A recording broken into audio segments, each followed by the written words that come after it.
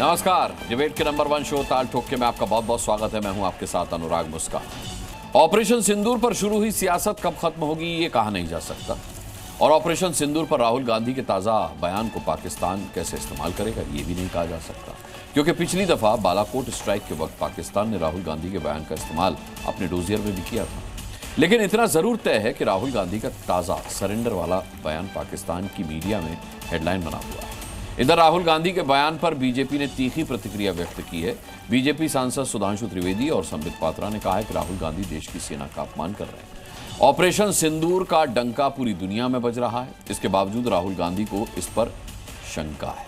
तो इधर कांग्रेस ने भी बीजेपी पर पलटवार किया है। कांग्रेस नेता और प्रवक्ता पवन खेड़ा ने यह साफ किया है कि कांग्रेस सेना के साथ खड़ी है और सीज फायर क्यों हुआ इसका जवाब प्रधानमंत्री नरेंद्र मोदी को देना होगा।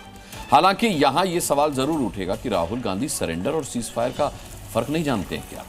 तो आज इसी अहम मुद्दे पर ताल ठोक कर करेंगे चर्चा। चलिए डिबेट की शुरुआत करते हैं। अपने पैनल से मैं इंट्रोडक्शन करा दूं। शहजाद पूनावाला भारतीय जनता पार्टी से प्रवक्ता हमारे साथ हैं। घनश्याम तिवारी समाजवादी पार्टी के प्रवक्ता हमारे साथ हैं। इसके अलावा वरिष्ठ पत्रकार हर्षवर्धन तिवारी हमारे साथ होंगे। हमारे साथ विक्रम लोहिया कांग्रेस के प्रवक्ता जुड़ चुके हैं। इसके अलावा राजीव रंजन प्रवक्ता जेडीयू से हमारे साथ होंगे और घनेंद्र भारद्वाज हमारे साथ होंगे आम आदमी पार्टी के प्रवक्ता।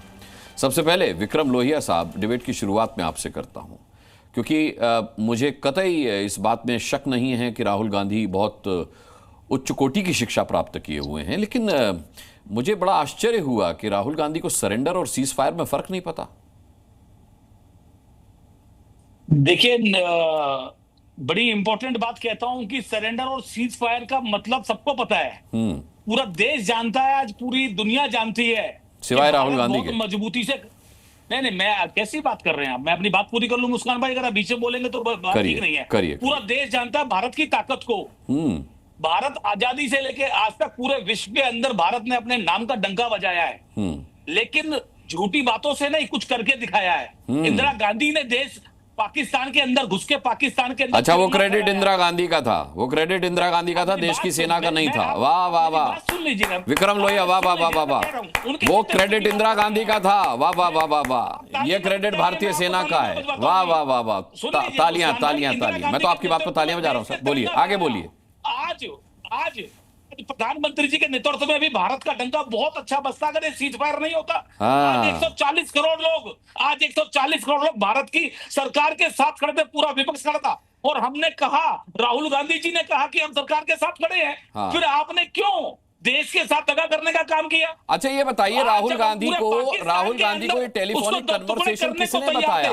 मोदी जी ने तो बताया नहीं। अरे सुनिए विक्रम लोहिया, अरे सुनिए विक्रम लोहिया, राहुल गांधी को ये हास्यास्पद टेलीफोनिक कन्वर्सेशन किसने बताया कि मोदी जी क्या कर रहे हैं आप, नरेंद्र सरेंडर? मोदी जी ने कहा जी हुजूर। ये कन्वर्सेशन किसने बताया? ट्रंप का फोन आया था क्या राहुल गांधी के पास? ये तो इनकी हालत दर्शाती है। अच्छा, ये किसी के बताने की बात थोड़ी होती है। ये तो इनकी हालत दर्शाती है। आप देखिए, एक दिन पहले, कुछ घंटों पहले बड़ी बड़ी बातें होती हैं, उसके बाद आप बड़ी बड़ी बातें करते हैं। लेकिन आज भारत के साथ कोई देश खड़ा नहीं हुआ। आप तो ट्रंप की सरकार बनवा रहे थे। आपको 2014 से पहले की स्थिति लगती है क्या कि भारत को किसी देश के साथ खड़े होने की जरूरत है? भारत अकेला काफी नहीं लगता आपको दुनिया के लिए? क्या गरीब सोच है आपकी, क्या गरीब सोच है आपकी? आपको अब भी लगता है भारत के साथ दुनिया के देश खड़े हो? अरे भारत अकेला काफी है। भारत के अंदर बने हुए स्वदेशी हथियारों ने पाकिस्तान को नानी याद दिलाई है। ये 2014 से पहले की संसद का सीन नहीं है जहां पर सरकार का रक्षा मंत्री खड़े होकर कहता था कि हमारे पास पैसे नहीं है हथियार खरीदने के। विक्रम लोहिया, पढ़ के आया कीजिए।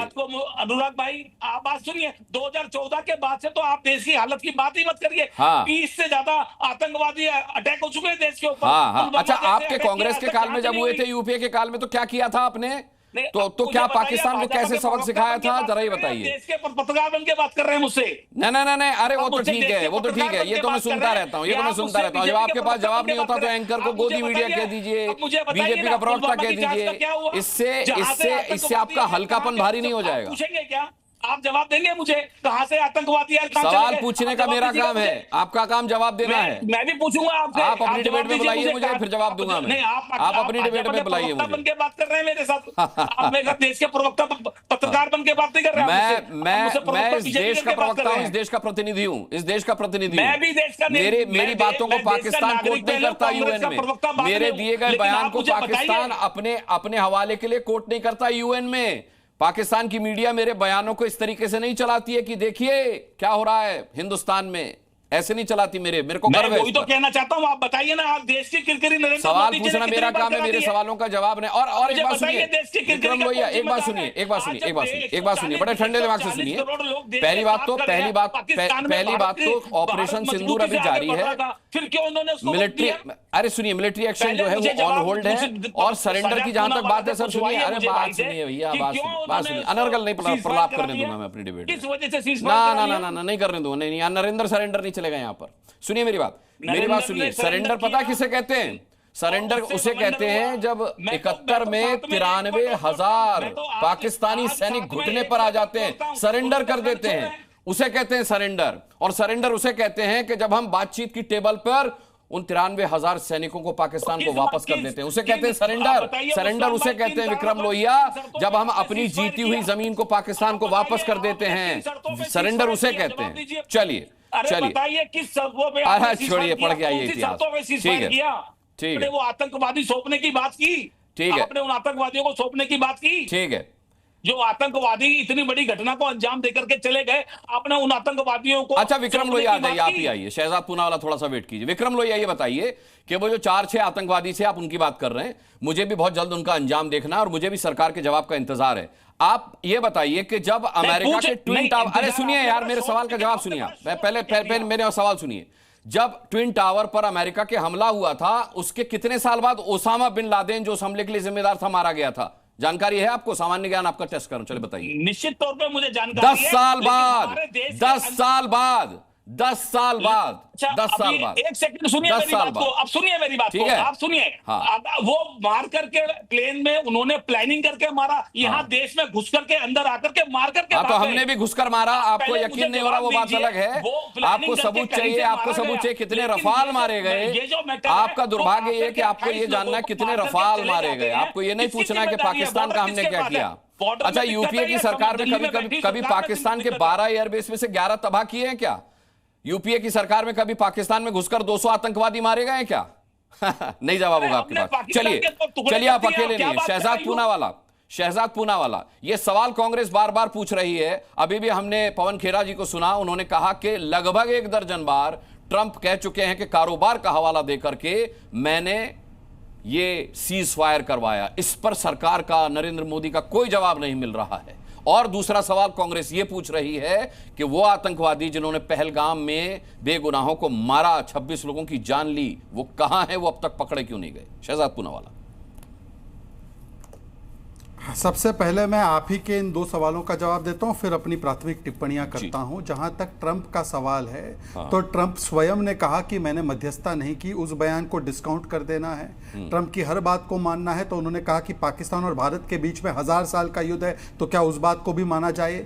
उन्होंने तो कहा कि मैंने और भी देशों के बीच में मध्यस्थता की, तो उनको भी माना गया जाए। डीजीएमओ का, एमईए का बयान तो था ही, बल्कि थरूर, मनीष तिवारी और सलमान खुर्शीद ने भी कहा कि कोई मध्यस्थता नहीं हुई। मतलब कि RRR, रेवांत, राहुल और रमेश को जवाब SMS शशि, मनीष और सलमान का आया है। भाई आप चलिए डीजीएमओ की मत मानिए, अनुराग की मत मानिए, और वैसे तो कोई सीजफायर है ही नहीं, ये केवल एक सेसेशन ऑफ जो कह सकते हैं फायरिंग है। सीजफायर नाम की कोई चीज ही नहीं है, पहली बात। पर देखिए राहुल गांधी को विदेशी में हमेशा ज़्यादा यकीन है, विदेशी में ज़्यादा यकीन भी करते हैं, ब्रांड हो या नेता हो, और इसीलिए इनको लगता है कि हर चीज़ विदेशी की माननी है। और हस्तक्षेप क्या होता है, थोड़ा मैं ज्ञानवर्धन कर दूं, जब 1948 में आप यूनाइटेड नेशंस ले जाते हो कश्मीर को, वो हस्तक्षेप होता है। जब आप विदेश जाकर कहते हो US UK should intervene into India's democracy, वो हस्तक्षेप होता है। जब IWT के लिए आप वर्ल्ड बैंक को बोलते हो कि हस्तक्षेप करे, वो हस्तक्षेप होता है। जब 1965 में जीतने के बाद भी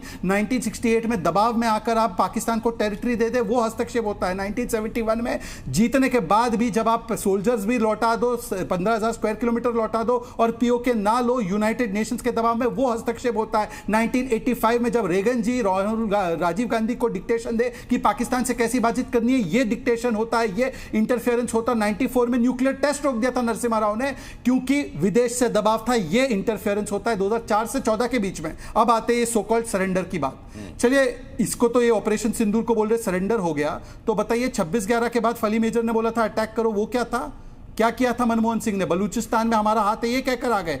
इसीलिए मैं कहता हूं कि परिवार का हर सरेंडर दर्ज है हर साल के कैलेंडर में।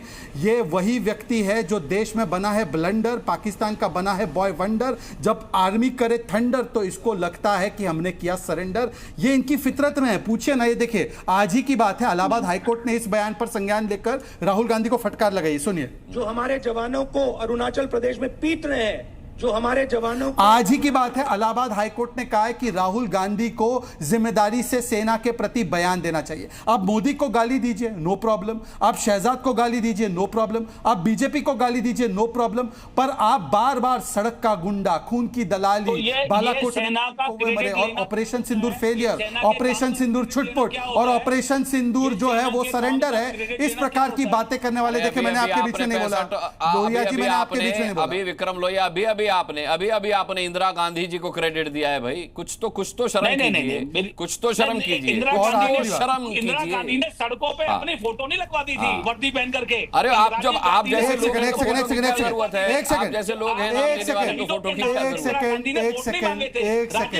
सेकंड मैं इसका जवाब दे दूं। अनुराग जी, मैंने किसी के बीच में बोला नहीं है। मुझे लगता है कि कुछ लोग नए नए डिबेट में आए हैं, उनको बोलिए डिबेट की मर्यादा का पालन करें। अनुराग जी, मुझे लगता है डिबेट की मर्यादा का पालन होना चाहिए। एक एक करके बात रखें। अभी जो क्रेडिट पॉलिटिक्स की बात हो गया, अभी जो डिबेट हाईजैक करने की कोशिश मत कीजिए। अनुराग जी देखिए, ऐसा है, अनुराग जी ऐसा है, एक देखिए और भी सम्मानित पैनलिस्ट बैठे हैं। अनुराग जी कृपया करके प्लीज, मैं आपसे रिक्वेस्ट कर रहा हूं, मेरे से वरिष्ठ राजीव रंजन जी बैठे हैं, थोड़ा प्लीज, मैं ऐसे नहीं कर सकता डिबेट। राजीव रंजन जी को इतना मैं नहीं रुका, बहुत वरिष्ठ है प्लीज, और घनश्याम जी भी है। कृपया करके मुझे अपनी बात समाप्त करने का मौका दीजिए। जी बोलिए। जहां तक क्रेडिट पॉलिटिक्स की बात है, और मैं माफी चाहता हूं राजीव जी से कि उनको इंतजार करना पड़ रहा है मेरी वजह से, मैं केवल एक फैक्ट गिना दूं। अभी 2024 का मैनिफेस्टो पेज 45 उठा लीजिए अनुराग जी। कांग्रेस के मैनिफेस्टो में लिखा है कि the Congress party has one the war against Pakistan in 65 and 70। Congress गई थी क्या बंदूक लेकर? ये सैम मैनेकशॉ को क्रेडिट नहीं देते भाई। अभी बोल रहे थे इंदिरा को याद करो, इंदिरा को याद करो। 10 दिन पहले ये इंदिरा गई थी क्या वहां पे खड़ंजा लेकर और बाकी वो कुल्हाड़ी लेकर पाकिस्तान के 2 टुकड़े करने? चलिए, आप सरेंडर की, अरे मैं लूंगा बहुत सारे लोग हैं, मैं आऊंगा। विक्रम लोहिया जी, अभी आपको बहुत समय दिया मैंने। अभी देखिए, जेपी नड्डा का बयान आया है, राहुल गांधी सरेंडर आप करते होंगे, ये जेपी नड्डा का कहना है। उन्होंने कहा है आपकी पार्टी ने किया होगा, आपके नेताओं ने सरेंडर किया होगा क्योंकि आपका इतिहास ऐसा रहा है, लेकिन भारत कभी सरेंडर नहीं करता। सरेंडर आपकी पार्टी कांग्रेस की डिक्शनरी में है, आपके डीएनए में है। राहुल गांधी, आपको अपनी पार्टी की सरकारों का कार्यकाल याद करना चाहिए, किस तरह अपने इतिहास में सरेंडर किया है। आपने आतंकवाद के सामने सरेंडर किया है। अब देखिए, यहां बाकायदा रेफरेंस भी दिए हैं जेपी नड्डा जी ने, अगर आप उनके सोशल साइट्स पर जाएंगे तो आपको मिल जाएगा।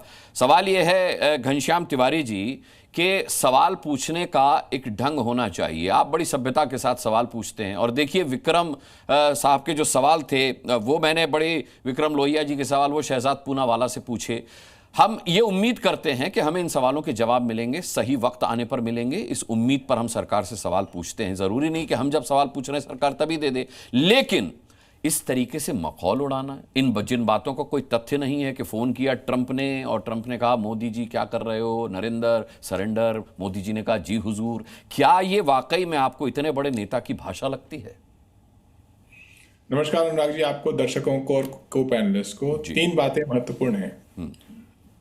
19 जून 2020 प्रधानमंत्री जी ने 15 जून को जो हमला हुआ था उसके जवाब में बोला, न वहां कोई हमारी सीमा में घुसा हुआ है, न ही हमारी कोई पोस्ट किसी दूसरे के कब्जे में है। बिल्कुल ठीक। के बाद लगभग कई साल लगे चीन के साथ एक समझौते पर पहुंचने में, जहां पर हम उन पोस्ट तक कम से कम पहुंच सकते हैं जो पोस्ट हमारे हुआ करते थे। उन पर पूरी जो हमारा दबदबा था वो नहीं दिखा पाते, लेकिन उन तक पहुंच सकते हैं। तो नरेंद्र सरेंडर का जो शब्द है पहली बार वहां से आया था, क्योंकि पूरा देश सख्ते में था। जिस तरीके से हमारे 20 सेना के जवान शहीद हुए थे और उसके बाद सोई हुई सरकार जगी थी। राजनाथ सिंह जी को बड़ा समय लगा था अपना बयान देने में, और उसके बाद प्रधानमंत्री जी ने जो सेना की वीरता है उसको दरकिनार करते हुए कहा कोई नहीं घुसा, जैसे कि हमारे जवान यूं ही चीन से लड़ने लगे थे। तो ऐसे में जब ये सवाल उठ रहा है और भारतीय जनता पार्टी जवाब नहीं दे पा रही है कि डोनाल्ड ट्रंप ने क्या कहा। डोनाल्ड ट्रंप कोई कॉमेडियन नहीं है। उसने अपने ट्वीट से लेके आज तक यही कहा है कि मोदी जी मेरे मित्र हैं, महान नेता हैं। पाकिस्तान के महान नेताओं से बात करके मैंने ट्रेड का ऑफर दे करके इस युद्ध को सीज फायर करा दिया। ये उनका इस युद्ध में सीज फायर करा दिया। प्रधानमंत्री 2014 में आए थे, उनका बयान था मैं देश नहीं बिकने दूंगा। ये कौन सा व्यापार है जिसके बारे में बार बार डोनाल्ड ट्रंप कह रहा है? और ऐसा क्या है कि भारतीय जनता पार्टी, जिसके पास सभी पार्टियों का समर्थन प्राप्त है ऑपरेशन सिंदूर में, जहां पर अनेक पार्टियों के सांसद पूरी दुनिया में गए हैं, वो संसद का एक विशेष सत्र बुलाकर के इस पे चर्चा भी नहीं कर सकती। आज मैंने खबर देखी कि संसद का एक सत्र, मॉनसून सत्र शुरू होगा जी। 2 हफ्ते है लगभग वो सत्र। ऐसी कौन सी आंख में चौली कि जनता ने आपको चुना है? भगवान नहीं बन गए हैं आप बायोलॉजिकल है, नॉन बायोलॉजिकल है, आप तय कीजिए। लेकिन जनता ने भगवान को नहीं चुना है, सांसदों को चुना है, जिसको संसद में कम से कम जितने इतवार होते हैं साल में उतनी बार तो बैठना चाहिए। अगर देश के प्रधानमंत्री ऐसी संसद में जहां उनका बहुमत है वहां पर भी विशेष सत्र बुला करके इस पे चर्चा नहीं कर सकते, जब तमाम पार्टियां उनके साथ खड़ी हैं, सेना उनके साथ। मैं आपकी बात से पूरा इत्तेफाक रखता हूं। मैं तो खुद कह रहा हूं, मेरा खुद का ये सवाल है। जो कांग्रेस के सवाल हैं, जो समाजवादी पार्टी के सवाल हैं, जो देश के सवाल हैं, वो सवाल पूछे जा रहे हैं सरकार से। लेकिन क्या आपको ऐसे वक्त में ये बयानबाजी घनश्याम तिवारी जी ठीक लगती है? सरेंडर जिसे पाकिस्तान की मीडिया अब हेडलाइंस में चला रहा है। जब प्रधानमंत्री कुछ शब्द बोलेंगे नहीं, रक्षा मंत्री कुछ मैं नहीं जानता कि रक्षा मंत्री ने संन्यास लेने का फैसला कर लिया है या संन्यास मोड में चले गए हैं, क्योंकि सारे बयान, भारत कोई सेना लेड कंट्री नहीं है। हम एक लोकतांत्रिक देश हैं, मिलिट्री देश नहीं है। हमारा पॉलिटिकल लीडरशिप कहां है? सारे बयान तो सेना की तरफ से आ रहे हैं। मैं सेना के परिवार से हूं। मैंने तो ऐसा दौर नहीं देखा जहां पर बयान सेना की तरफ से आ रहे हैं और पॉलिटिकल लीडरशिप गायब है, विदेश मंत्री अलग गायब हैं, रक्षा मंत्री के संन्यास मोड में है, प्रधानमंत्री को अलग सिंड्रोम है कि या फोबिया है कि प्रेस कॉन्फ्रेंस नहीं कर सकते, संसद का विशेष सत्र बुलाएंगे नहीं, दुनिया भर के देश जो मुंह में आ रहा है वो बात कर रहे हैं। तो ऐसे में जिस तरीके से आलोचना होगी उसमें कोई तीखी टिप्पणी कर सकता है कि ये गलत है, सही है, लेकिन जो प्रमुख तथ्य हैं वो गायब नहीं हो जाएंगे। प्रमुख तथ्य ये है कि देश के प्रधानमंत्री संसद का सत्र नहीं बुला रहे हैं। तमाम पार्टियों ने इसकी मांग की है और जब सारे दल उनके साथ हैं तब भी वो हिम्मत करके न प्रेस से बात कर पा रहे हैं न संसद में बोल कर पा रहे हैं। ठीक है, इसका जवाब मैं ले लेता हूं शहजाद पुनावाला। अब इस वक्त की एक बड़ी खबर बता दें, फिर डिबेट में आगे बढ़ते हैं। देखिए, बेंगलुरु से इस वक्त की बड़ी खबर आ रही है। बेंगलुरु के स्टेडियम के बाहर अफरा तफरी मची है, भारी भीड़ से भगदड़ जैसे हालात हुए हैं, कई लोगों के वहां घायल होने की खबर है। बेंगलुरु के स्टेडियम के बाहर भारी भगदड़ जैसे हालात की इस वक्त खबर आ रही है, कई लोगों के उसमें घायल होने की खबर है।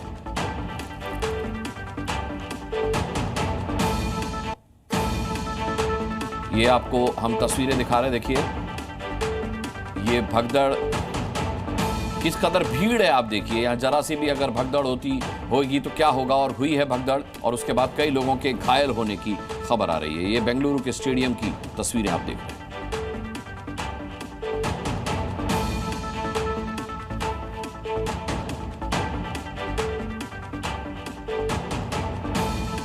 भीड़ को संभालने की, नियंत्रित करने की कोशिश की जा रही है, लेकिन वो नाकाम साबित हुई है। इस खबर पर नजर रहेगी, अपडेट आपको देते रहेंगे। डिबेट पर वापस आता हूं। शहजाद पुनावाला, आपका जवाब। देखिए, राजीव रंजन जी रुके हुए हैं, तो मैं बस राजीव रंजन जी के पास इसके बाद बात तुरंत रख देता हूं जी।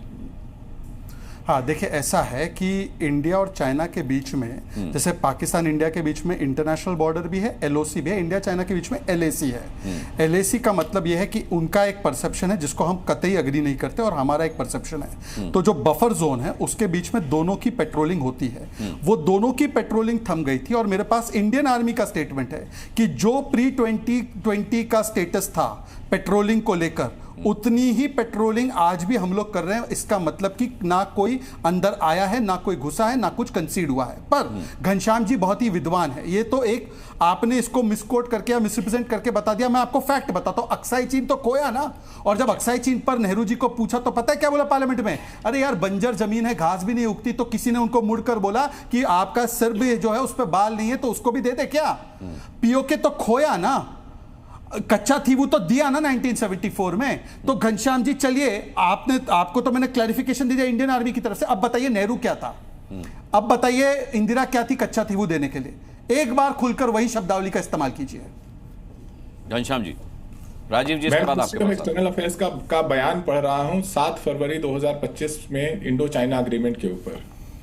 गलवान में जो हमारे सेना ने बहादुरी दिखाई थी, जिसमें 20 लोग शहीद हुए थे, 20 सैनिक शहीद हुए थे, उसके बाद 2024 में जाकर के ये फैसला हुआ, जो कि मिनिस्ट्री ऑफ एक्सटर्नल अफेयर्स का बयान है।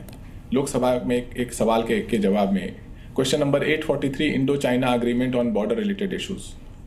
मतलब आपको 4 साल लग गए यथास्थिति पे आने के लिए, और देश के प्रधानमंत्री, देश के रक्षा मंत्री तो कुछ बोलते ही नहीं है। देश के प्रधानमंत्री जो है 3 दिन बाद, 4 साल लगे यथास्थिति में आने के लिए, 3 दिन बाद कहते हैं कि कोई नहीं घुसा, और उसके बाद उनकी आलोचना होती है नरेंद्र सरेंडर। जी न्यूज़।